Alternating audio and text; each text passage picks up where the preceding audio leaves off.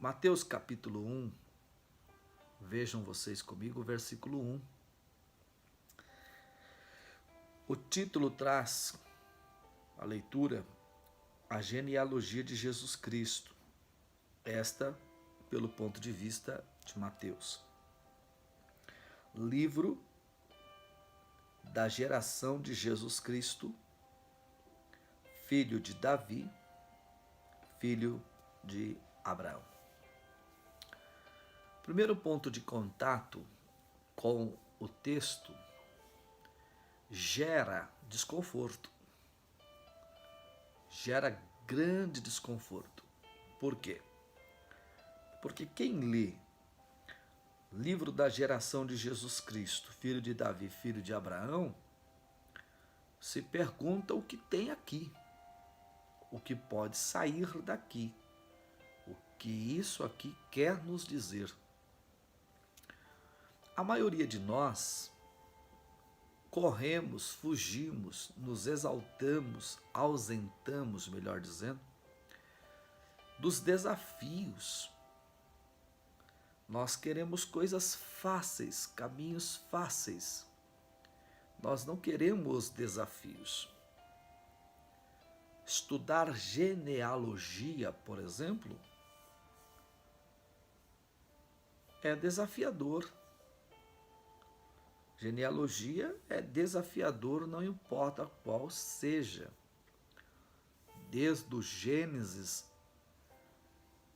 você vai encontrar várias genealogias das quais nós fugimos.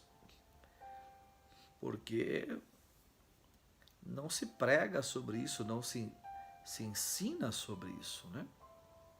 Então, optamos pela fuga e em busca do caminho mais fácil. Então, esse é o primeiro ponto de contato. Porém, nós perdemos muito com isso. Perdemos muito, porque tem muita coisa boa escondida por detrás da fala.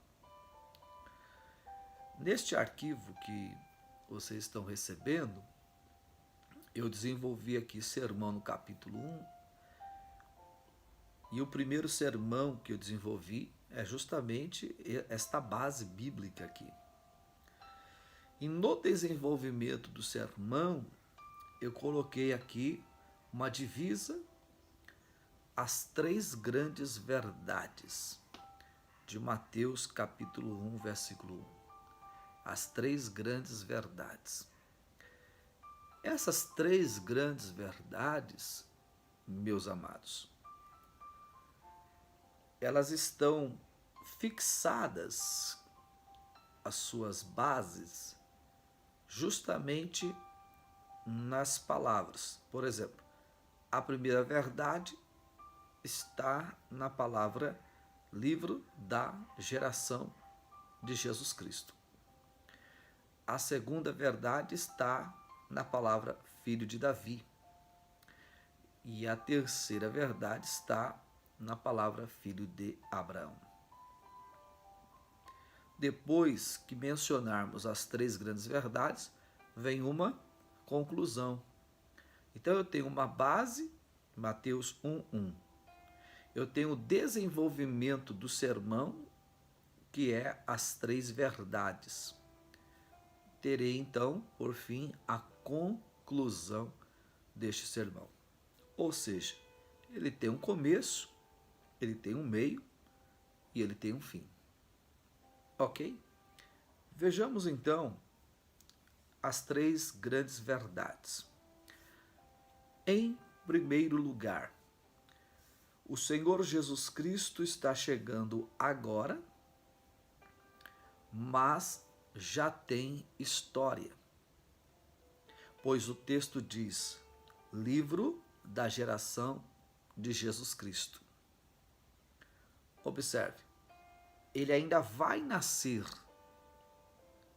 Mateus capítulo 1, versículo 18. Ora, o nascimento de Jesus Cristo foi assim. Quer dizer, ele ainda vai nascer, mas já tem história. porque Mateus já apresenta Jesus no palco da vida como alguém que tem genealogia, ou seja, como alguém que tem história, mas ele ainda vai nascer. É muito interessante isso aqui. Por quê? Porque geralmente a nossa vida ela está pautada em três grandes fases. Três grandes fases. Já mencionarei isso aí. Que é a fase do anonimato, a fase da aprovação, a fase da honra. Então, quando Jesus aparece no palco da vida, antes dele aparecer, a sua história já estava sendo preparada, formada. Ele ainda vai nascer, mas já tem história. A história geralmente ocorre no anonimato, no subterrâneo da vida. Vejam, a história geralmente ocorre no anonimato. A história geralmente ocorre no subterrâneo da vida. Ora, vez por outra, você vê alguém surgindo na evidência, seja na área da pregação, ou do louvor, ou da liderança, ou da teologia. Vez por outra, você vê alguém surgindo aonde nós chegamos a uma conclusão. Este pregador é o pregador do momento, este mestre é o mestre do momento, este cantor é o cantor do momento, né? Mas nós estamos vendo o momento em que ele está chegando no palco da vida.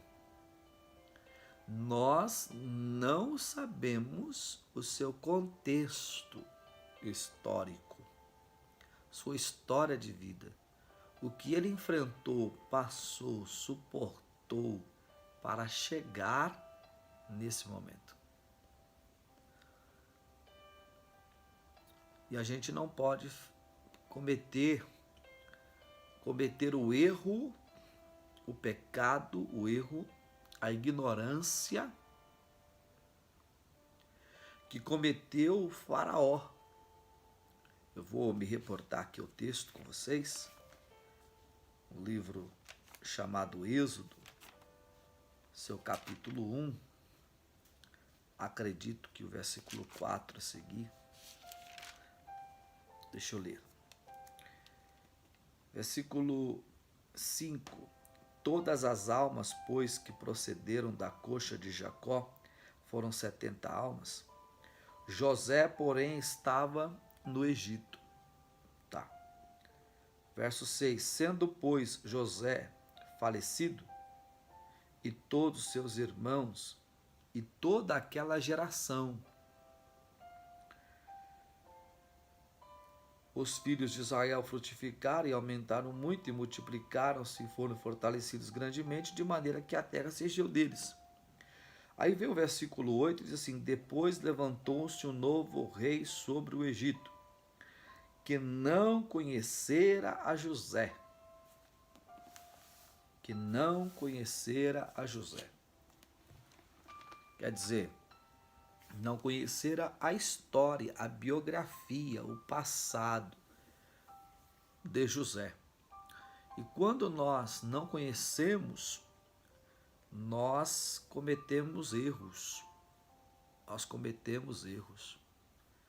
Porque nós afligimos, assolamos, perseguimos a descendência de alguém que, na verdade, no seu tempo fez história. No seu tempo fez história. Então, tomem muito cuidado. Tomem muito cuidado para não denegrir ou atingir a imagem de alguém, sendo que a gente sequer conhece a história daquela pessoa. E cada um de nós temos um tempo para, em um tempo só, nós temos um tempo para viver os 3 tempos do verbo. O tempo do anonimato, o tempo da prova e o tempo da honra. Em um tempo só.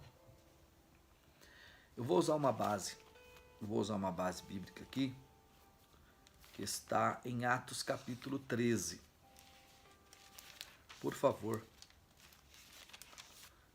essas bases não estão aqui no arquivo que eu enviei a vocês. Então, são coisas que o Senhor está nos conduzindo pela mensagem.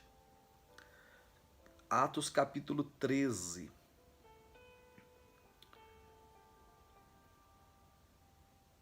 A partir do versículo 20. Atos 13, versículo 20. A narrativa é de Paulo, o registro é de Lucas. E depois disto, por quase 450 anos, lhes deu juízes até o profeta Samuel. E depois pediram um rei, e Deus lhes deu por 40 anos a Saul, filho de Quis, varão da tribo de Benjamim. E quando este foi retirado, lhes levantou como rei a Davi, ao qual também deu testemunho e disse: achei a Davi, filho de Jessé, varão conforme o meu coração, que executará toda a minha vontade. Da descendência deste, conforme a promessa, levantou Deus a Jesus para Salvador de Israel. Tendo primeiramente João, antes da vinda dele, pregado a todo o povo de Israel o batismo do arrependimento. Mas João, quando completava a carreira, disse: quem pensais vós que eu sou? Eu não sou o Cristo, mas eis que após mim vem aquele a quem não sou digno de desatar as alparcas dos seus pés. Vejam que nesse versículo 25, especificamente, está escrito: mas João, quando completava a carreira. Mas João, quando completava a carreira, porque ele tinha um tempo para completar a carreira, sua obra, seu ministério. Todos nós temos um tempo para completar a nossa carreira. E devemos servir a Deus neste tempo. Aí você dá um salto do verso 25 para o 36. Do 25 para o 36. Porque, na verdade, tendo Davi, no seu tempo, servido conforme a vontade de Deus, dormiu. E foi posto junto de seus pais e viu a corrupção. Olha só a força desse texto. Porque, na verdade, tendo Davi no seu tempo. Porque cada um de nós temos um tempo. Você não pode perder tempo. Você não pode ignorar o tempo. Você deve aproveitar o tempo. Porque o tempo passa. E no tempo, Davi serviu ao Senhor. E depois que ele serviu ao Senhor, segundo a vontade de Deus, está escrito que ele dormiu, quer dizer, o tempo acabou. Morreu, foi sepultado, viu a corrupção. Então, não despreze o tempo e não perca o tempo fazendo ou cuidando de coisas que estão fora do cenário da vontade de Deus para a sua vida. Não gaste o seu tempo por aí com coisas desnecessárias. Vá para cima daquilo que é o propósito ideal de Deus para a sua vida e faça valer o tempo e valer a pena o tempo. porque o tempo, ele não para. Ele não para. Então, a nossa história, na maioria das vezes, está sendo desenvolvida no anonimato. Então, ninguém chegou hoje sem história. Se chegou, é porque tem uma história, e essa história está escondida, está no subterrâneo da vida. E nós não podemos pecar nesse sentido de desprezar o anonimato das pessoas, porque ali dentro tem história. É isso que Mateus capítulo 1, versículo 1 está falando da pessoa de Cristo quando fala o livro da geração de Jesus Cristo, da sua árvore genealógica.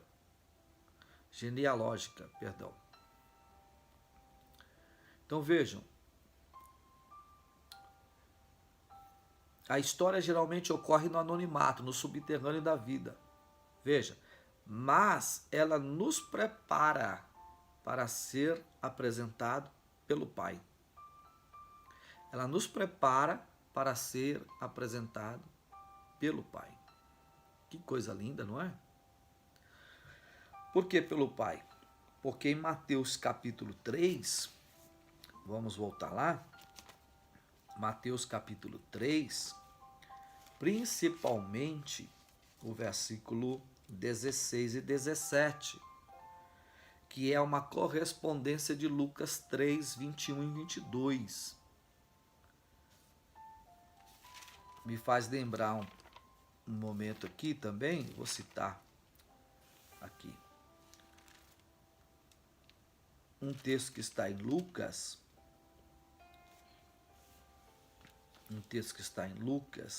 deixa eu mostrar aqui, peraí.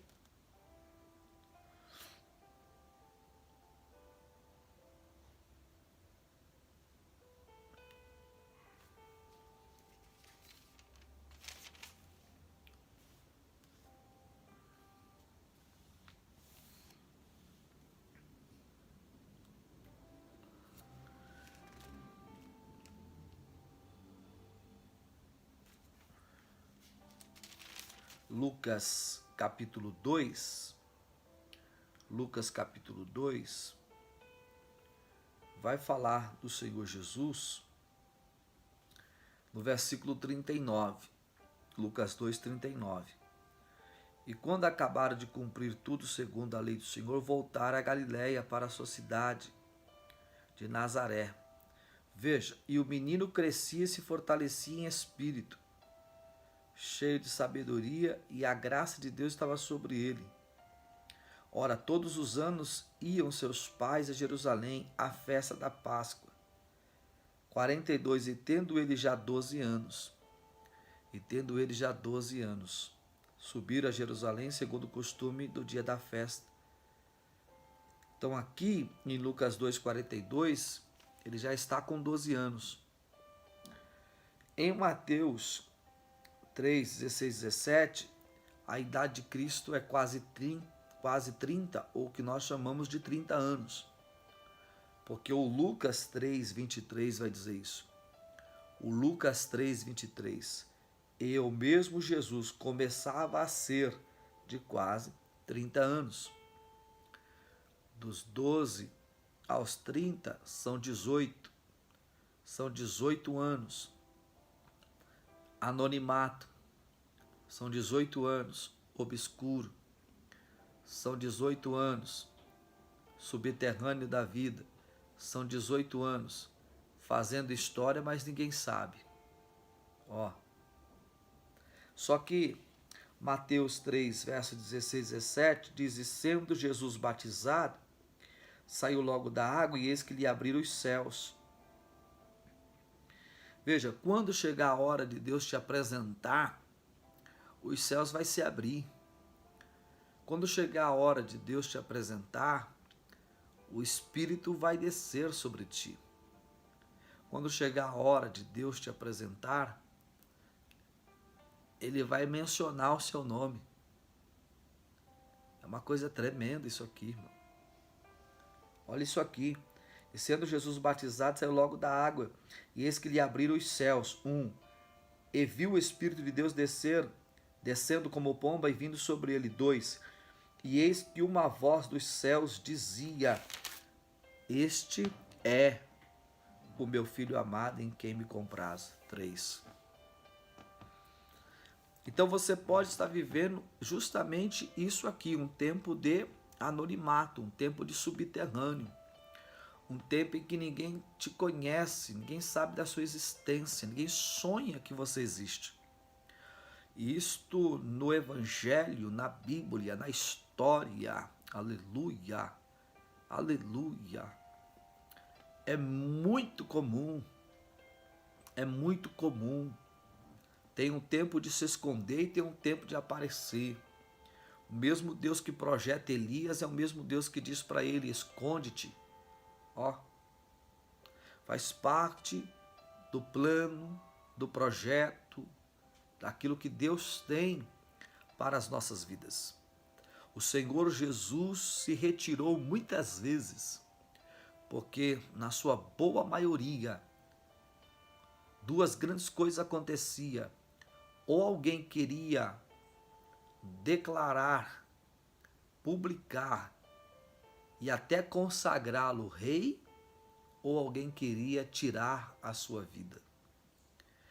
Então quem tem uma chamada tem que ter inteligência para saber quando alguém quer dar a ele um título fora do tempo, lavassia camantoité, ou quando alguém quer tirar a vida dele ou dela prematuramente.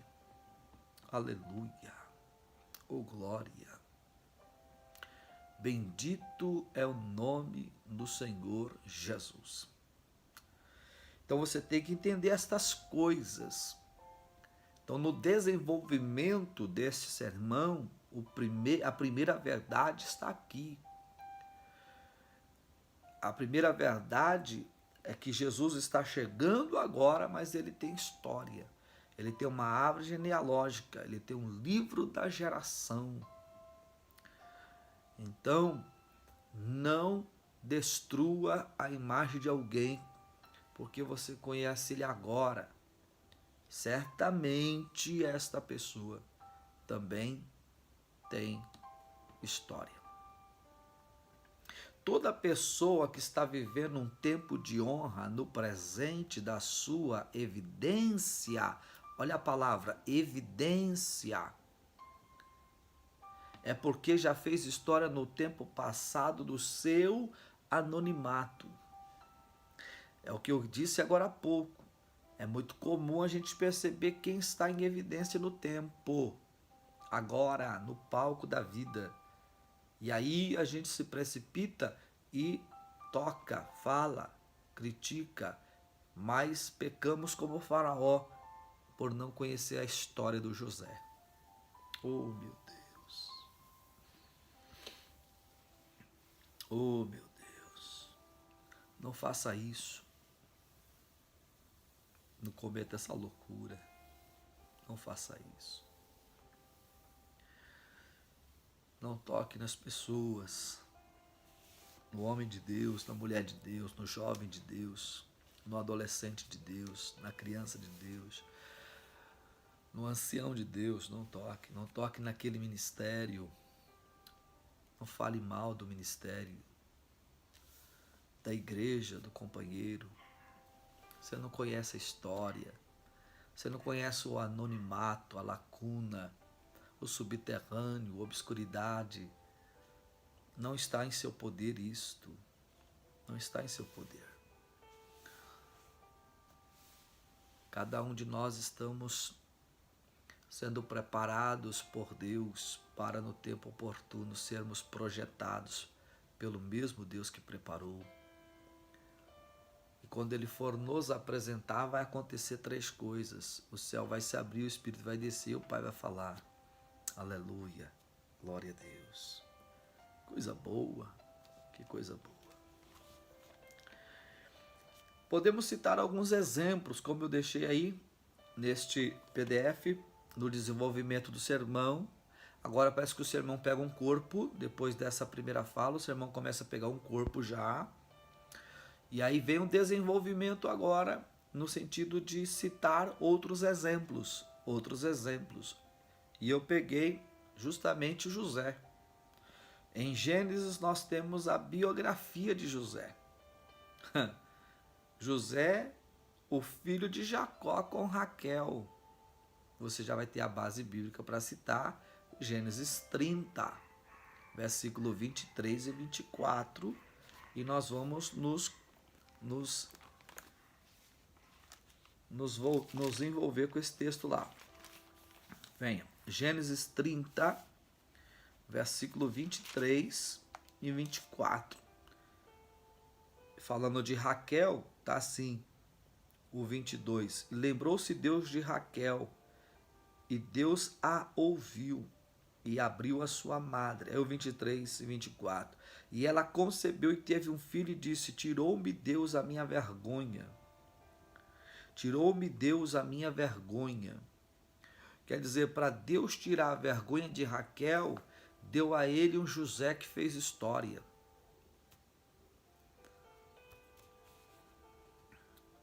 Então, quando Deus te levantar no palco da vida para lhe apresentar, além do céu se abrir, o Espírito descer e o Pai te apresentar, você virá para tirar a vergonha de alguém.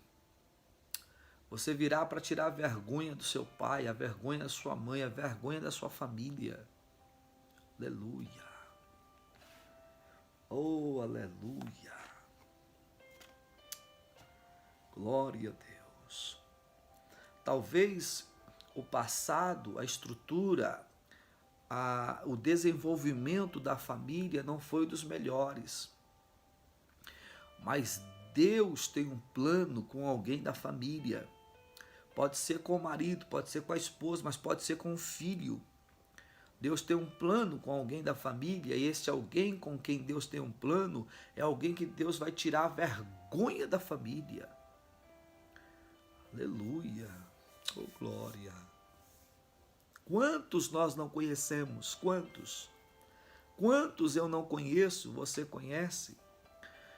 Que a história da família era uma vergonha na rua, no bairro, na vila, na vizinhança, no grau de parentesco. Ninguém gostava de ir lá, ninguém gostava de receber, ninguém gostava de ver, de abraçar. História de vergonha, histórias imorais, histórias violentas, histórias de coisas más. Mas a graça de Deus entrou nesta casa. Deus lembrou-se desta casa, como lembrou-se de Raquel. E desta casa Deus levanta um para tirar a vergonha. Oh, que mensagem, meu Deus. E diz o versículo 24, e chamou seu nome José, dizendo: o Senhor me acrescentou outro filho. Então o étimo da palavra José, Jeová acrescenta. Ninguém sabe que José existe, mas Jeová está acrescentando. Jeová está acrescentando. Está certíssimo o texto. Vocês lembram que quando o faraó tiver aqueles 2 sonhos, que ele não tinha condições de entender, e nem os seus magos, astrólogos, videntes, adivinhadores, e que o copeiro lembrou das suas ofensas e mencionou José que está no cárcere, a ordem foi para trazer José a Faraó, e José, antes de ir a Faraó, banhou-se, pôs uma túnica nova, não é? Se preparou, e o texto diz que José subiu. Tá certo, porque o nome dele é José, significa Jeová acrescenta. Então está na hora de subir. Mas ele teve que viver um tempo de anonimato. A vida do José é isso aqui. Como eu coloquei, seu nome significa Jeová acrescenta. Sua vida está dividida em 3 fases, sendo elas do nascimento aos 17 anos. Está em Gênesis 37, 2. Do nascimento aos 17 anos. Por quê? Porque o José vai aparecer nas páginas seletivas da Bíblia com 17 anos. 37, 2. Estas são as gerações de Jacó, sendo José de 17 anos. Aqui aparece o José. Você vê ele o nascimento lá, acabei de mencionar o nascimento. Do nascimento aos 17. Então, no Gênesis 30, verso 20, 23, 22 e 34, é o nascimento. Está aí. Mas aí ele aparece aqui com 17. Essa é a primeira fase da vida. Esta primeira fase aqui, nós a chamamos de a fase do anonimato. Do anonimato. Então, depois vem a segunda fase, dos 17 anos aos 30 anos, que é o Gênesis 41, 36. 41, 46. Vou corrigir aqui no meu PDF que está errado. Pronto. 41, 46.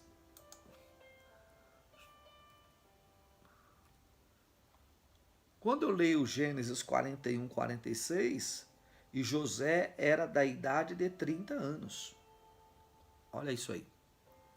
Então, do nascimento aos 17 é a primeira fase. Chamamos de anonimato. Mas do 17 aos 30, que é a segunda fase, eu a chamo aqui de a fase da provação. Dos 17 aos 30 são 13 anos. Foram 13 anos de provação. Só você ler tudo que José passou no capítulo 37, no 39, no 40, para chegar no 41, verso 46. Então foram 13 anos de prova, 13 anos de luta, dificuldades, muitas, não é? É o José da túnica, do sonho, da cisterna, o José vendido, José revendido, o José da casa, o José da calúnia, o José do cárcere, o José do esquecimento, enfim. Muitas foram as suas aflições. Então ele está no palco da vida agora, mas já passou pelo anonimato e está passando pela provação. E a terceira fase é aquela que vai dos 30, né? Dos 30 aos 110 anos, porque aí já é Gênesis 50, 26. Gênesis capítulo 50, versículo 26. E morreu José da idade de 110 anos. E o embalsamaram e o puseram num caixão no Egito. Então ele vai dormir no Senhor com 110 anos. Dos 30 para os 110 são 80. Não é isso? Então ele tem 17 de anonimato, 13 de prova e 80 de honra. Ok? Veja, ele tem 17 de anonimato, do nascimento a 17 é anônimo. Não conhecemos nada dele. O que conhecemos é dos 17 aos 30, prova. E depois dos 30 aos 110, honra. Anonimato, prova e honra. São as três fases da nossa vida. Então, em um tempo só da nossa vida, lembra do Davi servindo ao Senhor no seu tempo? Então, nesse seu tempo, que é da nossa vida, nós conjugamos os três verbos num só. Porque o nosso um tempo, no seu tempo, está o passado, presente e o futuro nosso. No sentido do que, no nosso passado, a história sendo construída, mas no anonimato. Depois, quando a gente aparece num período de provação, passamos por elas para que chegue um período de honra. De honra. De honra. Isso aqui é Mateus capítulo 1, versículo 1. Estamos usando breves exemplos para mostrar aonde podemos chegar quando pensamos nesta primeira verdade de Mateus capítulo 1, versículo 1. Aí concluímos aqui alguma coisa, né? Na primeira fase da vida de José, a fase do anonimato, nós temos a história obscura de José. Se nós perguntássemos a José quais seriam as suas obras, seus feitos, suas conquistas, certamente ele nos responderia: nenhuma. Nenhuma. Por quê? Do nascimento até 17 anos, a gente não tem nenhuma história. É obscuro, está no anonimato, está escondido. Pois é. Mas se nós perguntássemos a José quem ele era, então nos responderia, olha o que José nos responderia: eu sou filho de Jacó, o homem que lutou com Deus, o homem que tinha sonhos espirituais, o homem que foi transformado. Opa, peraí. Você está chegando agora e você é filho de Jacó? Daquele que lutou com Deus? Daquele que tinha sonhos espirituais? Daquele que foi transformado? Opa, é melhor a gente respeitar você. Perceberam? Perceberam que a gente chega e as pessoas falam: nossa, quem é isso daí? De onde que veio? Sem conhecer a nossa história? Sem conhecer a nossa árvore genealógica? Desrespeitando os feitos do passado? Então isso acontece muito e nós não podemos agir dessa forma, praticar isso aqui. Aprenda a respeitar a história das pessoas. Não importa quem elas sejam, viu? Não importa quem elas sejam. Nosso dever é respeitar a história das pessoas. Então ele nos responderia isso. Ele ia um pouquinho mais além, mas ele também nos responderia: eu sou neto de Isaac. Sim, filho da promessa, o tipo de Cristo, o homem do altar. Olha que coisa linda. Aí esse respeito pelo filho de Jacó já começa a aumentar, porque ele não é só filho de Jacó, ele também é neto de Isaac. E aí ele vai fechar com chave de ouro, porque ele vai falar assim, ó, José também nos responderia: eu sou bisneto de Abraão. Abraão, sim, o pai da fé, o amigo de Deus. Então, com essas respostas, a gente chegaria a uma conclusão. José está chegando agora, mas já tem história. Porque a história dele está calcada no pai, no avô e no bisavô. Ele é filho de Jacó, ele é neto de Isaac, ele é bisneto de Abraão. Meu Deus. Coisa tremenda. Isso aqui é terrível demais.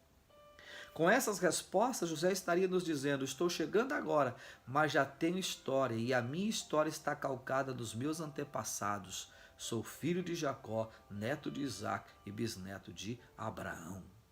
Por favor, me respeitem. Na minha linguagem seria mais ou menos isso, né? Então, nós temos pessoas que não respeitam a história do seu passado. E nós não podemos desrespeitar isso. Como tem filhos que entram na história desprezando a história do pai. Isso é um pecado violento. Isso é um pecado violento. Não se entra na história desfazendo a história do seu pai, da sua mãe, da sua família. Pelo contrário, se honra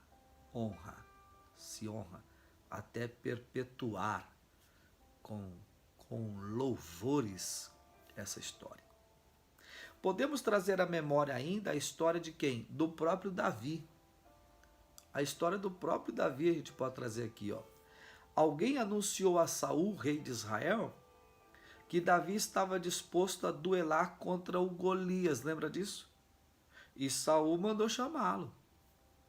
Quando Saul olhou para Davi, o desprezou, porquanto era um jovem. Mas Davi lhe contou uma história sobre o urso e o leão. 1 Samuel 17, verso 31 a 37. Como a dizer, Saul, estou chegando agora, mas já tem história. Isso é um outro exemplo É um outro exemplo. Então, quando Davi chega, Saul fala assim, você não tem nem condições para isso, rapaz. O camarada lá é guerreiro desde a infância dele, você é um menino. Aí Davi tem que falar para ele, peraí, calma, calma. Você está me conhecendo agora. Mas deixa eu te contar a minha história. A minha história é isso, urso, isso, leão. Aí o Saul, opa, pensando bem. Então tem pessoas que vai cometer esses erros. Vai olhar para a aparência, vai olhar para a idade, vai olhar para a estatura, vai olhar para a fraqueza externa e não vai conseguir enxergar a princípio a grandeza de Deus na sua vida. Como você pode cometer o mesmo erro de não enxergar a grandeza de Deus na vida do seu amigo, do seu colega, do seu irmão, e está cometendo o mesmo erro. Então, todos nós temos uma história, mas ela é obscura, ela é oculta, ela está no subterrâneo, porque Deus a está escrevendo. Um outro exemplo, rápido para fechar esse primeiro, Mardoqueu fez história do anonimato. Lembra de Mardoqueu, o livro de Esther? Ele fez história, mas no anonimato. Por quê? Quando Bigtã e Teres tramaram um plano para matar o rei Assuero, Mardoqueu soube desse plano e imediatamente mandou avisar a rainha Esther, que por sua vez avisou o rei Assuero. O caso não foi investigado, os culpados não foram mortos. Está lá em Esther 2, 21 a 24. Está lá. Mas o judeu Mardoqueu não foi lembrado e muito menos ainda honrado imediatamente. Nem lembrado e honrado imediatamente depois dos seus feitos, da sua história. Ele fez a história, mas pois estava enfrentando um tempo de anonimato. Quer dizer, observe que ele está no anonimato, mas está fazendo história, mesmo não sendo honrado nem lembrado. No tempo oportuno, é claro, esse tempo oportuno é o tempo de Deus. O rei Assuero teve o quê? Teve uma noite de insônia e solicitou a seus servos que lhe trouxessem o livro das crônicas do dia. Neste livro está registrado, ou era registrado, no caso, os feitos do rei, né? Suas conquistas, suas vitórias, a história do seu reinado. Quando se deu início à leitura de uma determinada história, a narrativa, ela mencionava os feitos do Mardoqueu para com o rei lá no capítulo 2, verso 21 a 24. A decorrência da história ali, da narrativa, está no capítulo 6, verso 1 até o verso 14 de Esther. Mas o que aconteceu está no capítulo 2. Veja, o tempo da leitura é no 6, mas o tempo dos fatos, como ocorreram, foi no 2. Então nós estamos olhando a história do anonimato, que levou um tempo para vir para o palco da vida agora. Então, quando se deu início aí, Mardoqueu foi do anonimato para a evidência. Saiu do 2 para o 6. Do anonimato para a evidência. Da porta para o palácio. Porque no passado anônimo, ele fez história. Então, são coisas que a gente vai encaixando aqui na expressão, na primeira verdade, livro da geração de Jesus Cristo. Esses são alguns exemplos que norteiam esta primeira verdade a respeito do Senhor Jesus em Mateus 1:1, quando menciona livro da geração de Jesus Cristo. Sua árvore genealógica é o pano de fundo histórico que prepara o palco da vida para a sua chegada. Então você não pode fugir disso aqui, porque o seu anonimato, o seu subterrâneo, é o pano de fundo histórico que está preparando, calcando as estradas da vida para você palmilhar, para você caminhar, ok? Nós temos por hábito julgar as pessoas pelo primeiro olhar, sem levar em consideração sua história. Os rabinos tinham por costume perguntar, de quem és filho? Com isso eles estariam perguntando, qual é a sua história? Por isso que Mateus abre aqui dizendo, livro da geração de Jesus Cristo. Mateus está dizendo, quem está chegando agora no palco da vida tem história, respeita ele. Ó. Então esta é a primeira verdade, ok? Qual é a segunda verdade? Lá de Mateus capítulo 1, versículo 1. Vamos voltar para lá.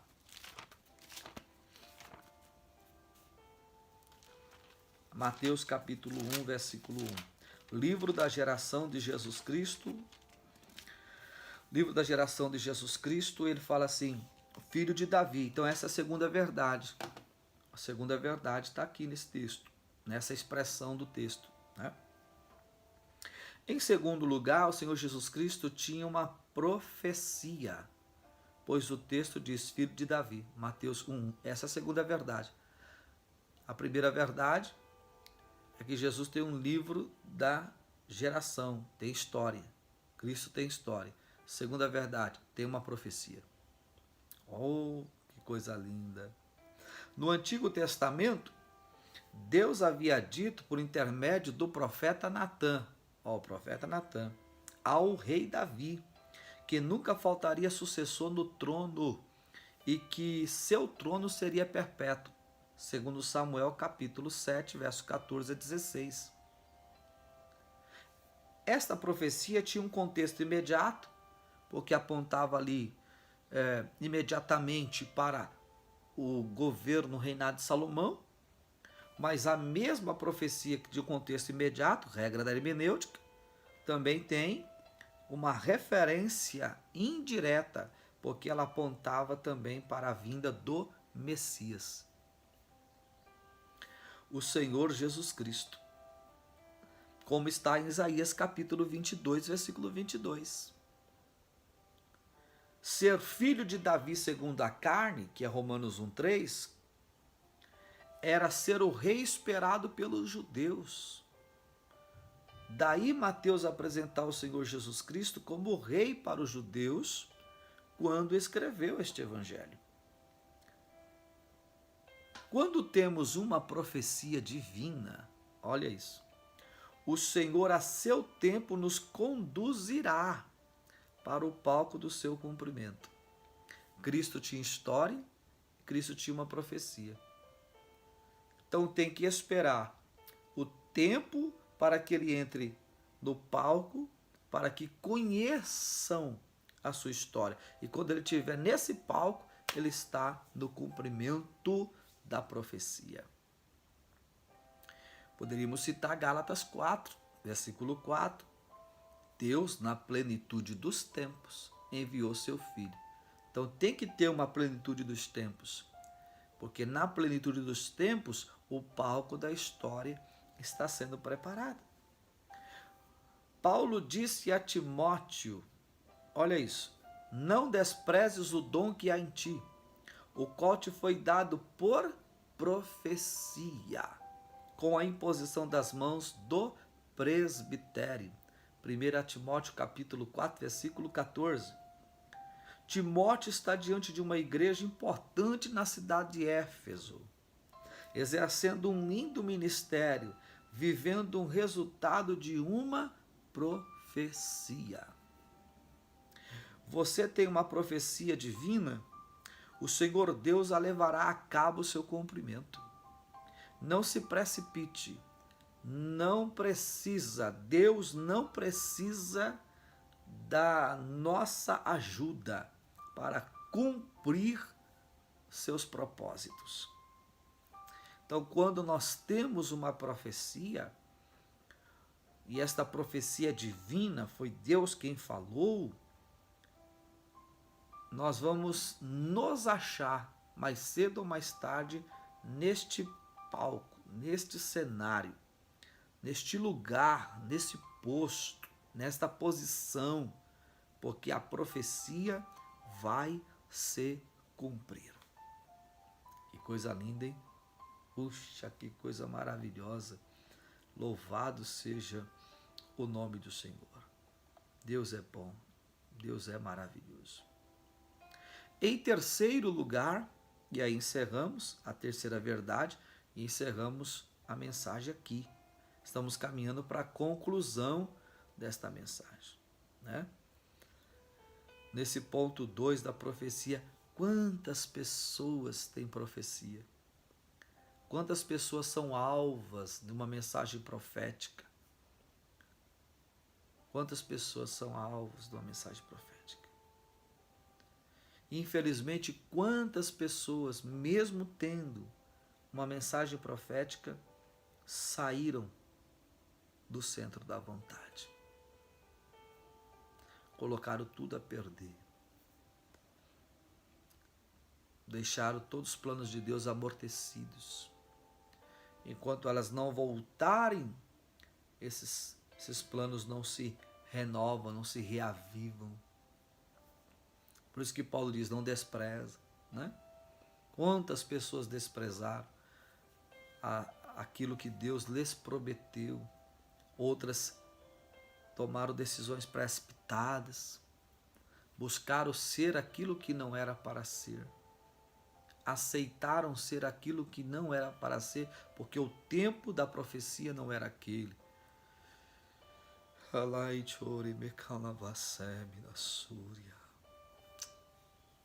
Isso é muito sério. Isso é muito sério.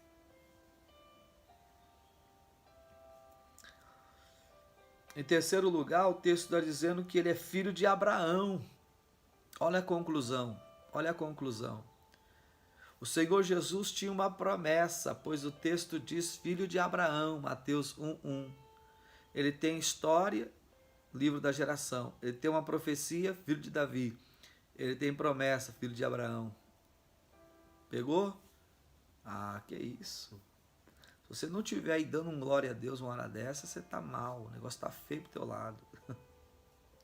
Ser filho de Abraão era ser filho daquele que recebeu 7 promessas em Gênesis 12, verso 1, 2 e 3. Eu vou te mostrar. Em Gênesis 12, versículo 1, 2 e 3, diz assim: Ora, o Senhor disse a Abrão, sai-te da tua terra, da tua parentela e da casa de teu pai para a terra que eu te mostrarei. Olha isso aqui, olha isso aqui. Veja isso, versículo 2. Far-te-ei uma grande nação, abençoar-te-ei, engrandecerei o teu nome, e tu serás uma bênção. Abençoarei os que te amaldiçoarem. Aliás, abençoarei os que te abençoarem. Amaldiçoarei os que te amaldiçoarem. Em ti serão benditas todas as famílias da terra. 7 promessas. Jesus Cristo, filho de Abraão, filho da promessa. Cristo tinha uma promessa. Então, ser filho de Abraão era ser filho daquele que recebeu 7 promessas. A 7ª promessa, em ti serão benditas todas as famílias da terra, a 7ª promessa apontava diretamente para o Senhor Jesus. O texto está dizendo isso, em ti serão benditas todas as famílias da terra. No seu contexto imediato, a promessa apontava para a semente de Abraão, que no caso seria o Isaac. Mas na sua referência indireta, estava apontando para a semente de Gênesis 3,15, a saber, o Senhor Jesus Cristo. Mateus abre o Evangelho apresentando o Senhor Jesus Cristo ao mundo como aquele que está chegando agora, mas já tem história, profecia e promessa.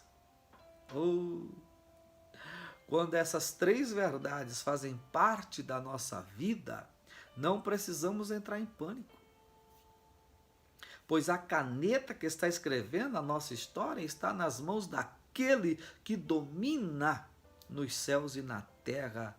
Salmos 139, verso de número 16. Ele fará cumprir tanto a profecia como também a promessa.